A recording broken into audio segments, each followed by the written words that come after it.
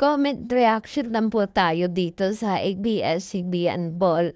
At para sa akin po, ang mga top 3, para sa akin po ha, kasi iba-iba naman tayo ng mga pananaw at iba-iba naman tayo ng mga opinyon. Para sa akin po talaga ang top 1 si Maymay Entrata. Kasi ang ganda talaga ng gown niya. Oh. Bagay na bagay sa looks niya. Yung shape ng katawan niya, saktong-sakto, ang ganda talaga. Tsaka yung sa morena niyang kulay, bagay na bagay.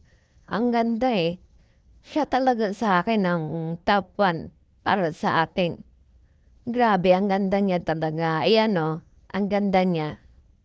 Ang pagrampa niya, ang ganda niya. Ah.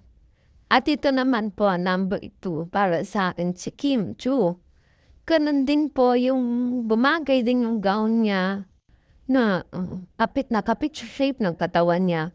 Kasi talaga makikita natin maganda yung shape ng katawan ni Kim Chu eh. Bagay na bagay sa kanya oh.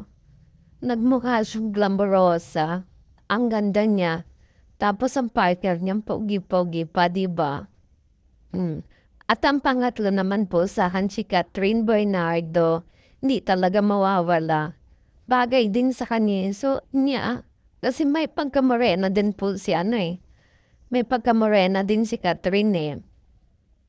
Para sa akin. Pero maputi naman siya kaya lang ano kasi.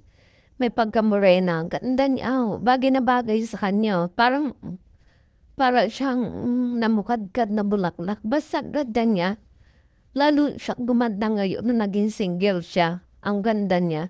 Ang ganda ng aura niya. Fresh na fresh. Kita mo, parang walang no? Walang ka problema. Yan ang ganda niya talaga, grabe.